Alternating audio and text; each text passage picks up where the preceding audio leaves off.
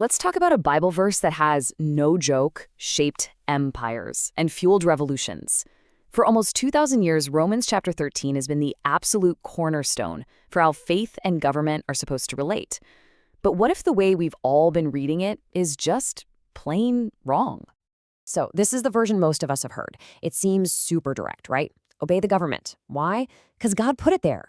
Seems pretty simple, very cut and dry. And for centuries, this one idea has been the go-to justification for the authority of kings, queens, you name it. But here's where our whole investigation really kicks off. What if that entire interpretation, the one that's propped up governments for nearly 2 millennia, what if it all hangs on a single, crucial misunderstanding of just one word? And this is it. This is the central clue to the whole mystery. The source we're looking into says the whole thing unlocks with this one Greek word, exousia or exousia. Now, in most Bibles you pick up, this is the word that gets translated as powers or authorities. Okay, now this is where it gets really fascinating. The source points us to Thayer's Greek lexicon, which is a pretty standard reference book for this stuff. And look at this. The number one primary definition it gives for exousia isn't government. It's power of choice, liberty of doing as one pleases. The whole idea of state authority, that doesn't even show up until the 4th definition. Now, to build its case, the source doesn't just stop with one dictionary. It calls on some serious historical witnesses to see how this word was actually used back then. We're talking philosophical giants like Aristotle and Plato, and it even looks at how the word is used in other parts of the Bible itself. And this just lays it all out.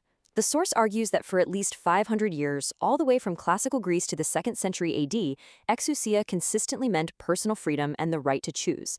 It was, for all intents and purposes, the word for liberty. So, this leads to the million-dollar question, doesn't it? If the word's main meaning was liberty or right to choose, what in the world happens when we plug that meaning back into Romans 13? How much does it change things? Well, here's the side-by-side. It's a total game changer. On the left, the familiar version, be subject to the higher powers. But on the right, using the primary meaning of exousia, it becomes be subject unto the higher liberty. That's not just a small edit, that flips the entire verse on its head. So according to this new reading, the passage isn't telling you to submit to the government at all. Instead, it's a warning against opposing your own God-giving liberty, your freedom to choose. It goes from a verse of submission to a powerful defense of what another part of the Bible calls the perfect law of liberty. All right, so if any of this is true, the implications are, well, they're massive. So let's explore what this reinterpretation could mean for faith, the state, and what it looks like to be a modern Christian. The source material lays out these two totally opposite systems. On one side, you have the governments of the world, which it argues are based on force and taking tribute. It calls this bondage. On the other, you have this idea of a community of faith, based on charity and free will, the higher liberty. The key difference really is compulsion versus choice. And this quote kind of gets to the heart of the source's critique of state-run systems.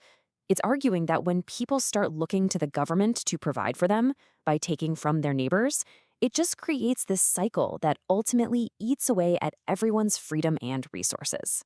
The source gets really specific here, even labeling some modern systems as covetous practices.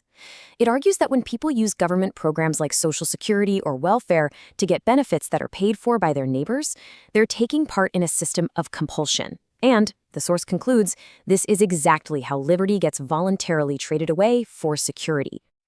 So the bottom line is all about how this liberty is lost. The source argues it isn't usually stolen by force, but that it's given away by choice. It's the decision to look for security from man-made systems instead of embracing the freedom and the responsibility that comes from living by faith, hope, and charity. And that brings us right back to our final, pretty wild thought. It all comes back to that one little Greek word, exousia.